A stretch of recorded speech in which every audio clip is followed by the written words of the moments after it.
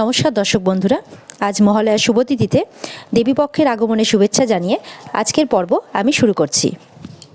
উড়ানের আজকের পর্বে আমরা দেখতে পাচ্ছি পূজা সৌরভকে বলে, সৌরভদা আপনি প্লিজ মিস্টার মাথা গরমকে একটু শান্ত হতে বলুন। সৌরভ বলে, একটু শান্ত হ মহারাজ। ওই পুলিশটি বলে, ভালোই নাম দিয়েছেন তো, ঠিকই শুনেছিলাম তাহলে, মেজাজি খুব মাথা গরম। তখন বলে, এবার আপনি ভুলই বুঝেছেন। আচ্ছা বলুন তো, কে বা কারা আপনার মাথায় এই সমস্ত কিছু ঢুকিয়েছে, আপনাকে ভুল বুঝিয়েছে? কারা কারা বলুন আমাকে।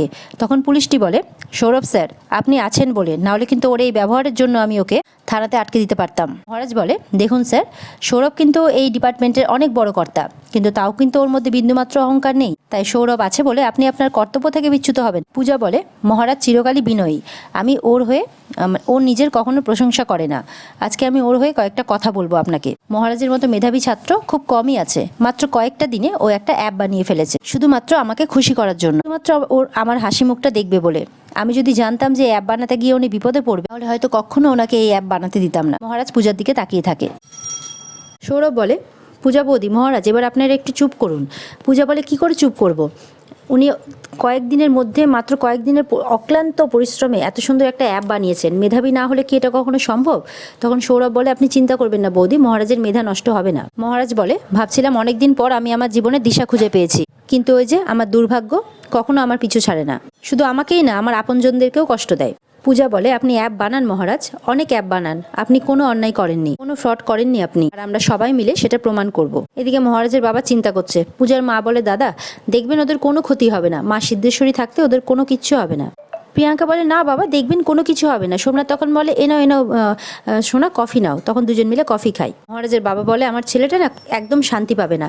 তখন সোমনাথ ফট করে মহারাজের বাবার সামনে বসে যায় আর কফি খায়। বলে, কেন বাবা, এই দেখো আমি শান্তিতে আছি, শিবও শান্তিতে আছে। মহারাজের বাবা বলে, কফি খাওয়া হচ্ছে না, কুলাঙ্গার একটা, বলে যেই মারতে যাবে পূজার মা আটকে নেয়। তারপর আবার যেই মারতে যায় সোমনাথকে, তখন বলে, পূজার মাকে সব বলে দেবো। তখন থেমে যায় মহারাজের বাবা। পূজার মা ভাইয়ের সন্দেহ হয়। পূজার মা বলে, কি বলে দেবে তুমি আমাকে? তখন বলতে যাবে কি, প্রিয়াঙ্কা বলে, সোনা রিল্যাক্স করো, বাবার মাথা ঠিক নেই, রিল্যাক্স করো। তখন সোমনাথ চুপে যায়। পরে মহারাজের বাবা ঘুরতে যাবে কি, পূজার মা সামনে চলে আসে। মহারাজের বাবা বলে, আমার না মাথা ঠিক নেই, মাথা কাজ করছে না আমার, গিয়ে বসে পড়ে মন্দিরে। পূজার মা বলে, কি বলতে চাইছো আমাকে বারবার করে?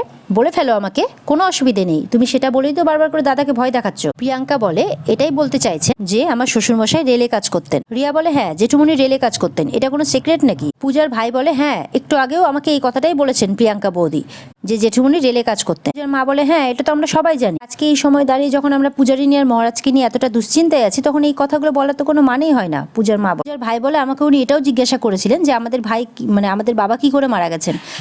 রিয়া বলে, মানেটা কি? প্রিয়াঙ্কা বলে, হ্যাঁ তো জিজ্ঞেস করেছি, আমি কি জিজ্ঞাসা করতে পারি না নাকি? পূজার ভাই তখন বলে, আপনি যখন সবকিছু জানেন তখন আলাদা করে জিজ্ঞাসা করার মানেটা কি? তখন সোমনাথ পূজার ভাইয়ের কলার ধরে নেয়, বলে, সোনার সাথে ভালো করে কথা বলো। এবার পূজার মা পূজার বাবার দিকে তাকায়। পূজার বাবা তখন সেখান থেকে চলে যায়। রিয়া আর অনিকে বলে, তোরা জেঠুমনির সাথে এক্ষুনি যা, একা ছাড়িস না, দেখ উনি কোথায় গেলেন। পূজার মা বলে, এই তোমরা দুজনে আমার পূজা আর মহারাজকে বিপদে ফেলোনি তো? বলে, কি বলছে সোনা? প্রিয়াঙ্কা বলে, মাসিমা আপনার সাথে আমার কথা আছে।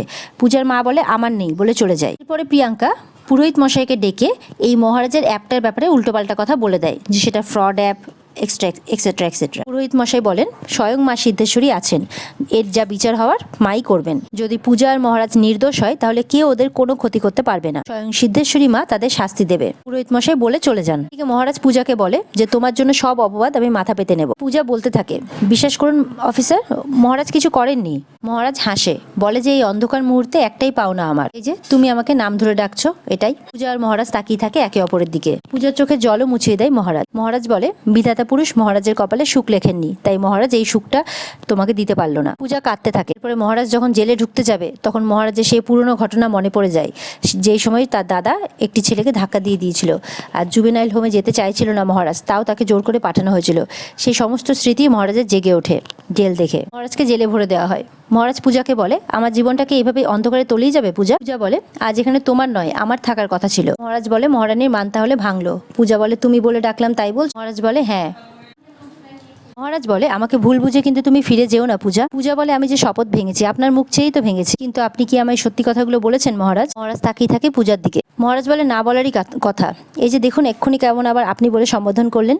তখন পূজা বলে সরি, আমি বুঝতে পারিনি। মহারাজ তখন বলে ফ্রেন্ডশিপে no sorry no thank you. তুমি এই যে আমার নামে যে অ্যাপটা বানিয়েছো শুধুমাত্র আমার মন ভালো করার জন্য, তোমার রুমমেট থেকে তোমার বন্ধু হয়ে উঠেছি সেই জন্য। মহারাজ বলে তুমি খুব জেদি মহারানী, তুমি ভুলতে পারছো না? না, অবশ্য না ভোলারই কথা। আমি তোমার বিশ্বাস ভেঙেছিলাম পূজা, তাও তুমি আমার বানানো অ্যাপটা গ্রহণ করেছো, এর জন্য আমি তোমার কাছে কৃতজ্ঞ থাকবো।